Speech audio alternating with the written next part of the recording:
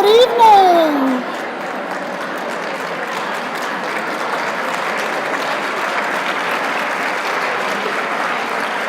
Wow.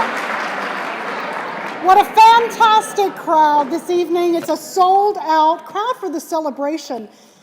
I cannot tell you how thankful I am and how all of those who've been putting on this auction are to your attendance and your support.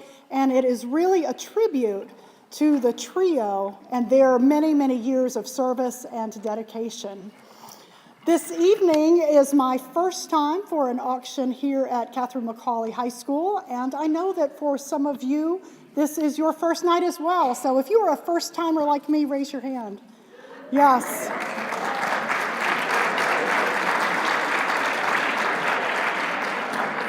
I'd like to give a special shout out to the alumni. Will you raise your hand? What?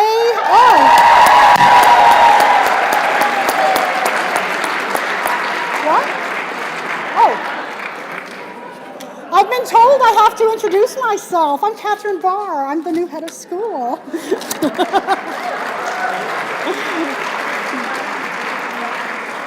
I don't feel new, though. I feel like I've been here for a long, long time. This place has a beautiful spirit, and I have enjoyed every second of this short 8 months that I've been here, and look forward to a beautiful future with all of your help. This evening is really a time for us to honor Joe Kilmartin, Sister Edward Mary, and Candy Anderson Eck. Together, their years have made 100 years of service. Wow.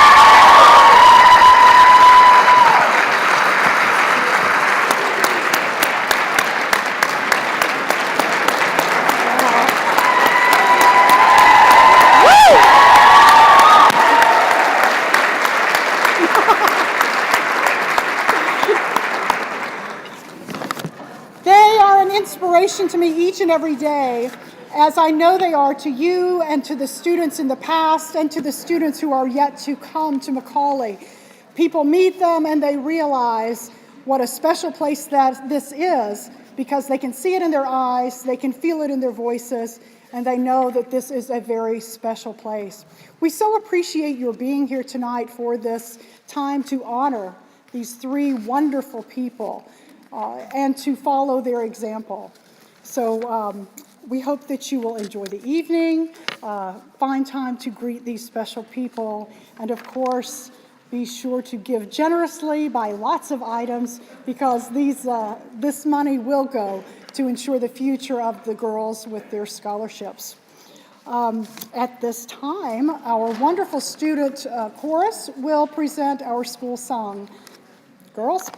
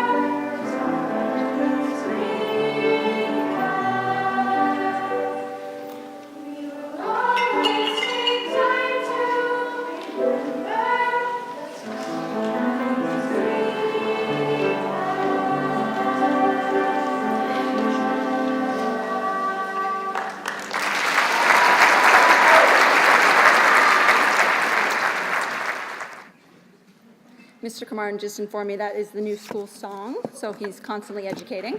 So that was really, really, that was beautiful. So thank you for that wonderful song. My name is Justine Porvelis. I'm a 2002 graduate of McAuley. And I have been bestowed the wonderful honor of introducing Mr. Kamartin.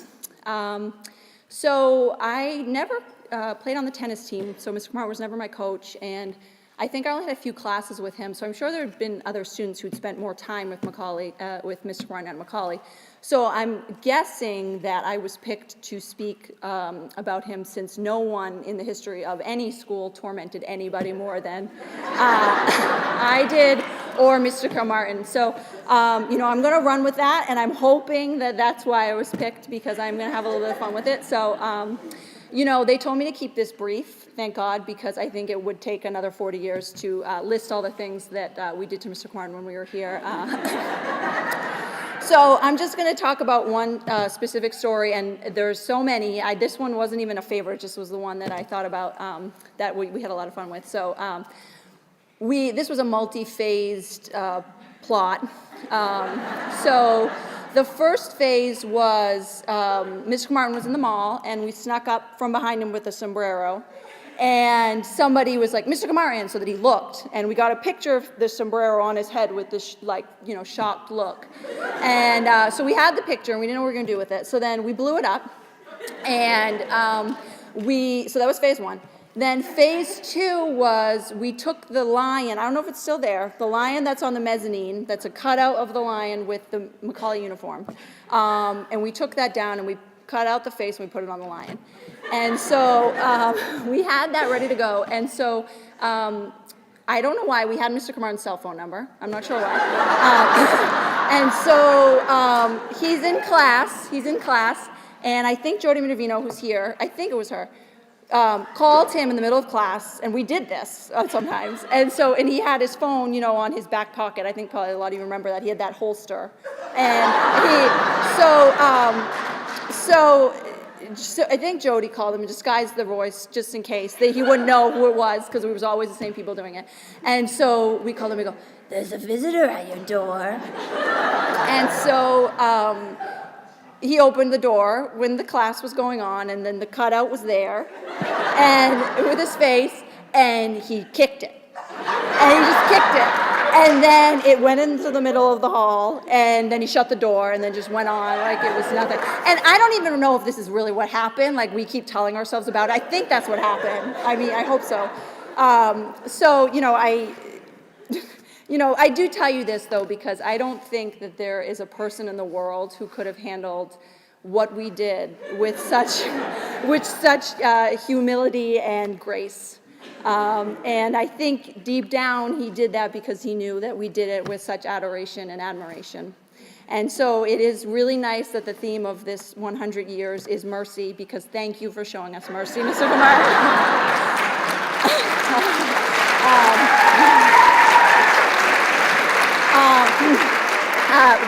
But in all honesty, thank you for 40 years of being a wonderful ambassador to the sports community in Portland, in the Portland area. Thank you for being an amazing educator and an even more amazing human being. And we all can stand here together and just honor you and thank you for your wonderful years of service. Thank you. Come on.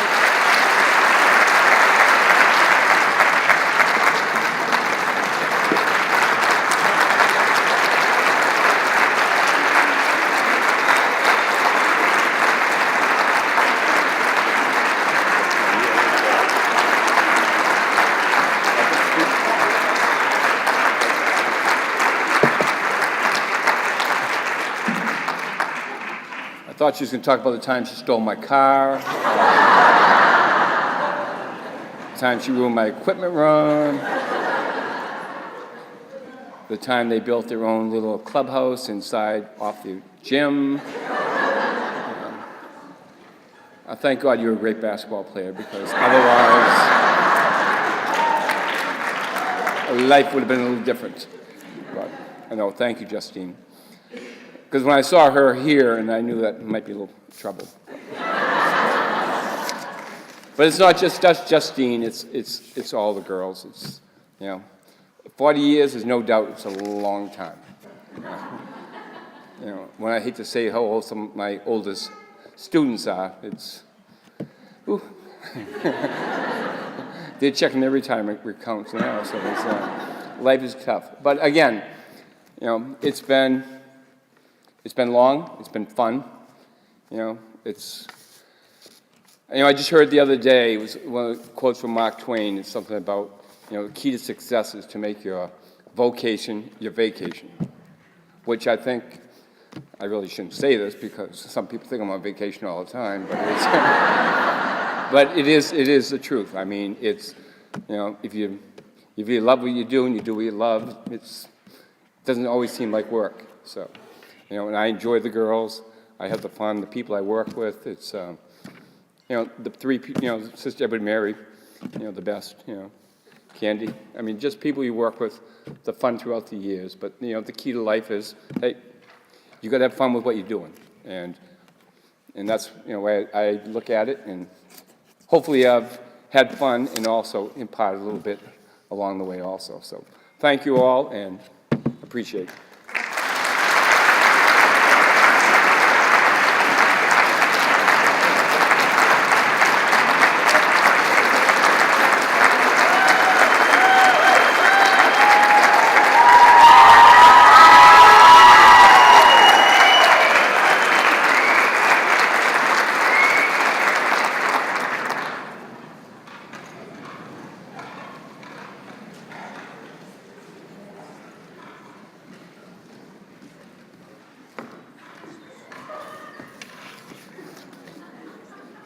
Good evening. My name's Brenda Downey Bollier, and several years ago I stood on the stage at City Hall as a member of the graduation class of Catherine McAuley High School, no date given. And I began my remarks with, "Today is a special day."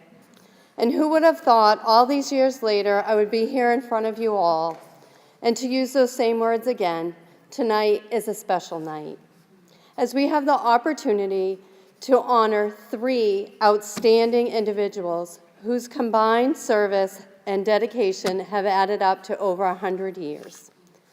I have the distinct privilege of introducing our beloved Sister Edward Mary.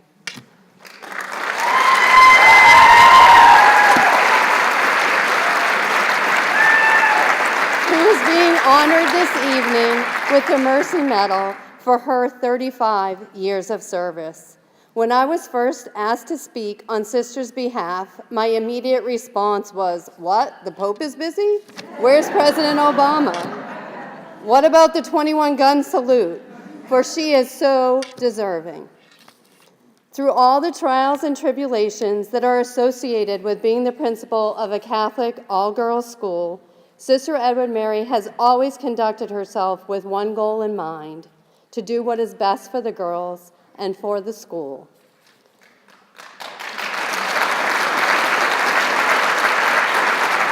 As a freshman in college, I was one of the few that already knew how to study for finals. Sister has never wavered on making sure that the students of Catherine McAuley High School receive a superior education. As a parent of a student today, Sister again and again shows how much she is McAuley.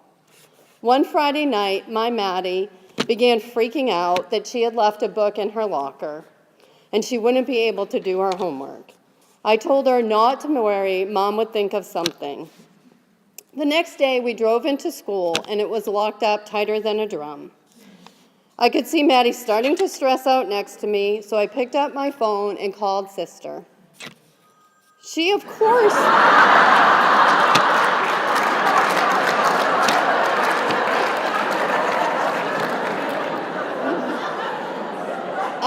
she would go unlock the school for Maddie right after she finished grocery shopping for a priest. She met us there with a welcoming smile, reassuring Maddie not to feel bad. Everyone forgets things at times, and it wasn't an inconvenience at all. Maddie got back in the car. She smiled at me and said, "I just love Sister. She is so nice."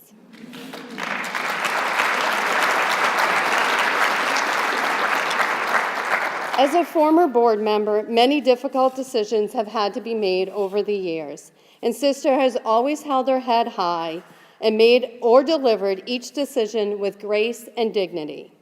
I happened to be the board chair when Cheverus was seeking permission to become a co-educational facility. It was a very difficult time, and yet Sister stood tall and said, "We have faced adversity in the past, and our mission is clear: to offer a strong Catholic education to the young women of Southern Maine." And all these years later, she and McAuley are still following that mission.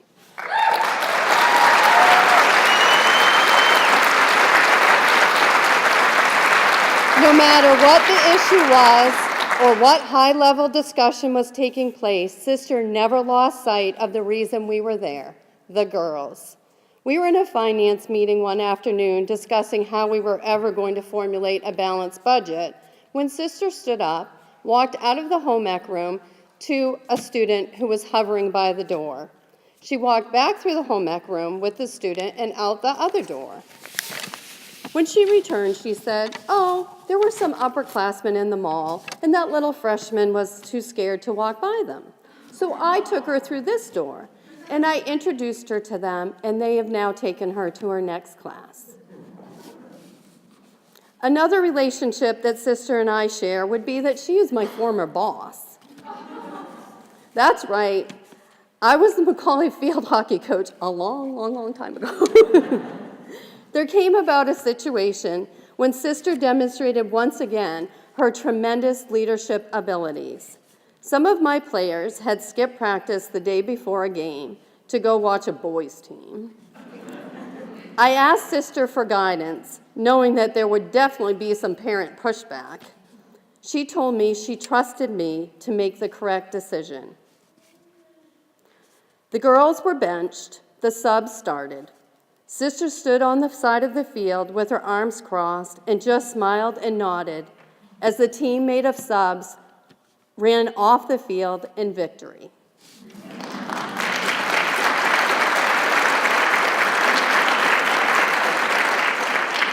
Nobody, including myself, will ever be able to put into words what Sister and her dedication and guidance has meant to the success of Catherine McAuley High School. We have been so blessed to have had her as part of our family for over 35 years.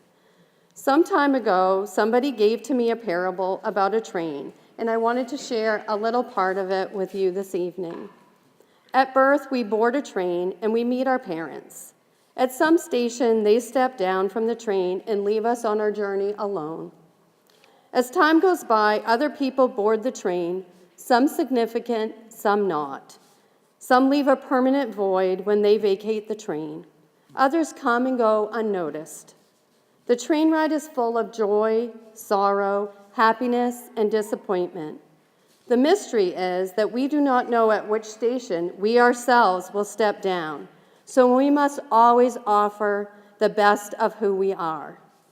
I want to thank you, Sister, for allowing all of us to be passengers on your train. And we wish you continued love and success on your journey, as you will always hold a special place in every McAuley heart.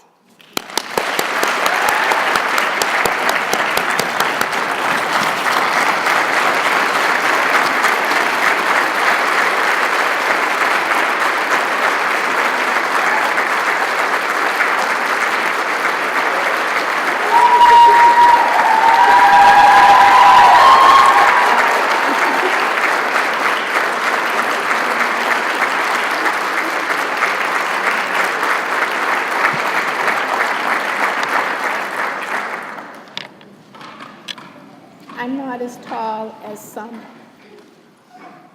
The nicest part of this whole evening is seeing you, our guests. I was thinking, as I greeted many of you, I thought of a lot of stories. And Justine, I did think of the couple that you mentioned too. But the wonderful part is you all have a story that you brought to us. And they really are stories that are translated now into our memories. If you ever looked at an educational philosophy book, they were boring. And I would be the first to say that. I hope that my philosophy in dealing with all of you, be it the staff, be it the students, be it the wonderful alums that are here this evening, was very simple. I always believed in the axiom of have faith, hope, and charity. And actually, there are songs written about it, and there are hymns written. Have faith, hope, and charity. That's the way to live successfully. Remember that song? Some of us are of the same vantage in this room. In our church, we sing about faith, hope, and charity. One evening, many, many years ago, there was a group that wanted to use this auditorium, and they really didn't have the money to rent it. So I said, I'll come over, unlock, you have your program, and I'll lock up. The presenter was a psychologist, I believe from Boston University. And when the question period started, there was a dad not sitting very far from me, and he was not one of our parents. And he said, I'd like to ask the sister a question. And I had to admit right away, I said, sir, I'm no psychologist. I'm just here as a guest tonight. And he said, how do you stand them?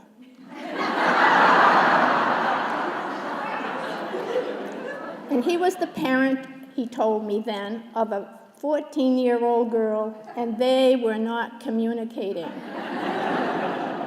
And I said to him, casually, well, the truth is, they all go home to you at 2:30. But then I was quick to say, in truth, I believe that every 14-year-old that comes through the building, she's leaving about age 18, I believe she's going to be the wonderful person that you and I think we are. I said, you think you're a good person? Well, yes, he did. And I said, I think I'm a good person. And guess what? They are all going to be wonderful people. Very simple. And you know, I see you all tonight. You're trying to catch me up. I'm asking on your lives. And you are wonderful people. So my philosophy of life is very true. You've all turned into the person that we hoped that you would be. We had faith in you, we had hope in your future, and I hope when I told you to tuck in that shirt, put that sweater in your locker, you knew I was caring for you and caring for your future. God bless you, and thank you very much.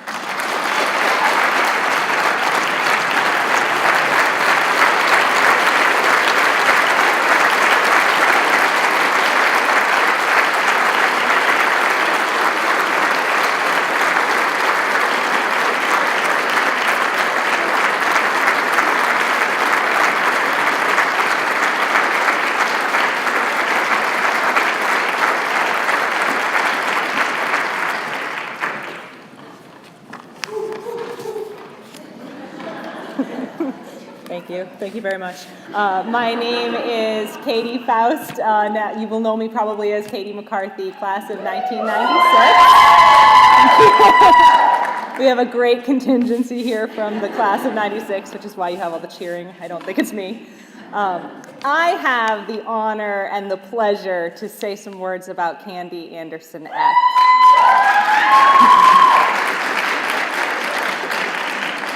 I'm not going to cry. She's an extraordinary teacher and role model, and she's blessed Catherine McAuley High School for 25 years. I don't want to stand between any of you, and particularly some of you, and dinner, and so I'm going to be brief. It would be impossible for me to put into words what Candy Anderson-Eck has done for me personally or for this school and for so many of the people that I see around this room. So I'll do my best.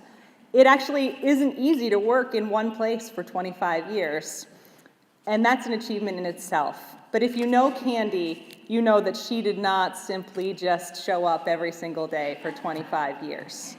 No, Candy rolled into this school each day with dedication, spirit, and with her whole heart. Candy is one of the rarest kinds of human beings. She never falls short of 100%, and she literally puts her entire self into her work and her life, and she is unfailing in her loyalty, love, and commitment. Candy is an extraordinary teacher. I, along with a number of my classmates here tonight, met Candy, Miss Anderson, when I was 14 years old on our first day of school in freshman English class. I immediately fell in love with the school, the teacher, and with every book except a few that come to mind that Candy assigned to us. Candy has very rigorous standards, endless charisma, and captivating teaching style. And I can't begin to tell you the impact that she has had on my life. After McAuley, I continued my education for 8 more years of college and graduate school, and the solid foundation that Candy provided to me, both in reading and writing, helped me excel in school and in my career. But the quality that sets Candy apart from others is her heart. She cares so much about each and every student that walks through these doors. She's spent days in the classroom helping students develop skills that will serve them for the rest of their lives. She's spent afternoons helping struggling students with academics and guiding students engaged in important activities like Key Club and others. She has spent evenings, nights, and weekends fundraising for the school and at lock-ins and project graduations, and next week she's going to go to Tanzania with a group of students.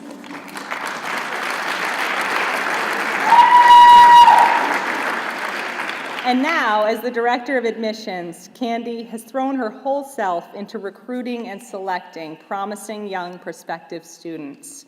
And what better person to be front and center representing this fine school. Candy is a person with the highest ethical standards, most rigorous academic standards, and she remains, in my opinion, one of the most fun people to be around. So Candy, we love you, we celebrate you, and we thank you from the bottom of our hearts for being here for 25 years. I am humbled, and my heart is so full. My family is here, and my McAuley family is here, and really that is in itself one of my greatest professional blessings that Edward Mary bestowed on me a couple of years ago when I walked in for a job.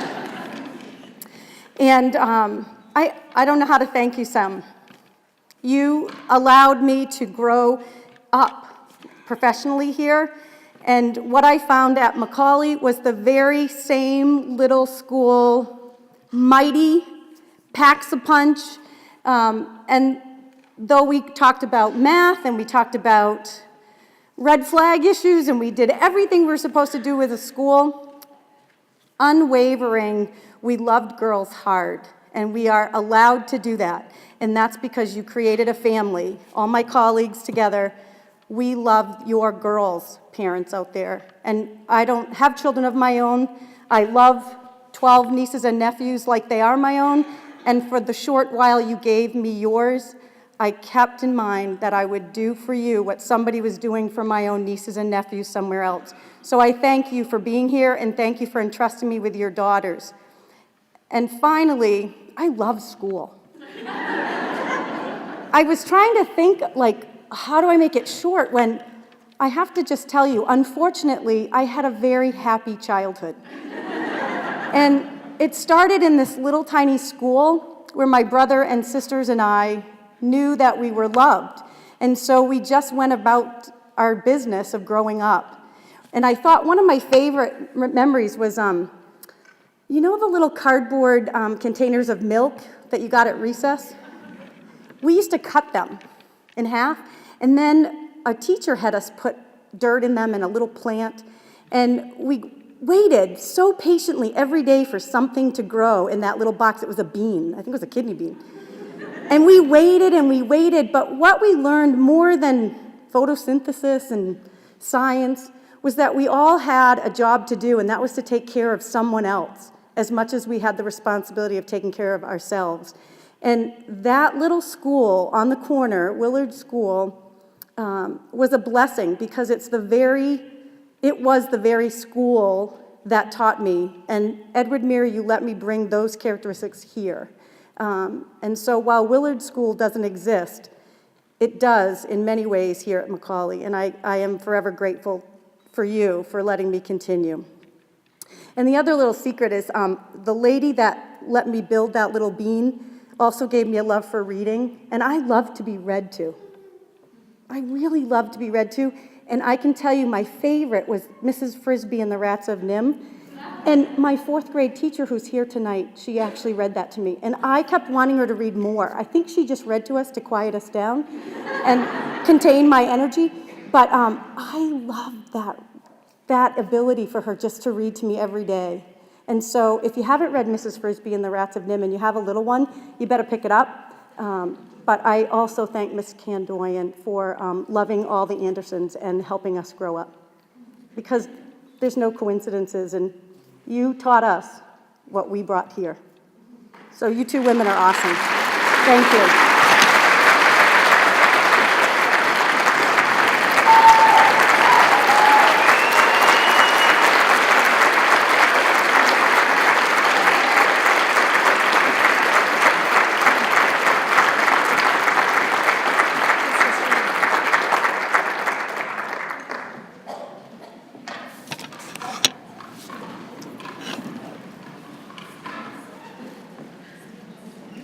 So my name's Heidi Osborne, and I'm currently chair of the board here at McAuley. And we get to briefly, because I know I'm between you and dinner, present the medals to our 3 honorees this evening. I'll say one thing. So first of all, I'm a parent of a class of '09, Anna DeVoe. For many years, I've been known as Annie's mom, and now I get to be a slightly different title here at the school. I'm here doing what I do for probably the same reason you're all here tonight, because I love what this school did for my daughter. And I'm sure you love what it did for either you or for your daughters, and that's why we're all sitting here tonight. And there is nothing sweeter when you're building the future of Catherine McAuley and planning and hoping and working towards it, to know that you're standing on the shoulders of giants. And we've got 3 giants here tonight that we're honoring.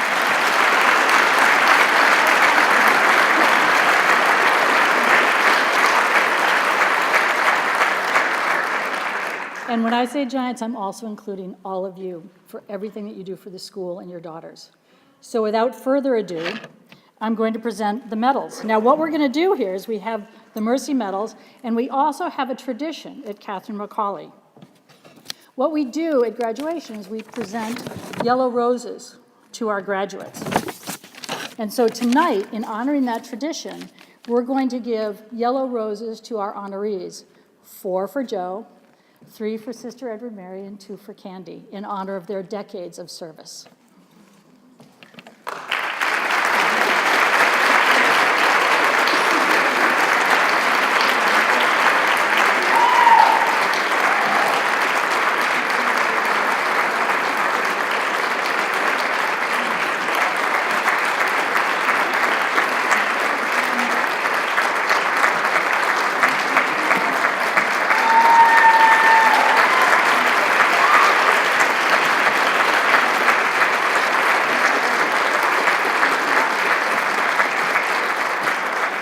And so now our last act here is to give the student ensemble an opportunity to sing "You Have Made a Difference," and then we'll go straight from here into dinner.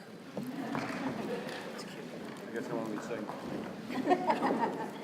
A dance. Come up, girls, come up.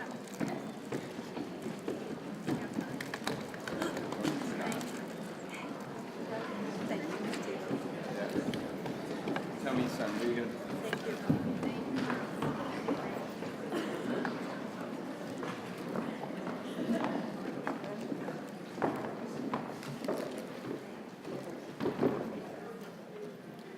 Our student soloists are seniors Alex Dow and McAuley. And on guitar we have Senior Taylor Whaley, and on piano, Senior Samuel Clark. So you have made a difference.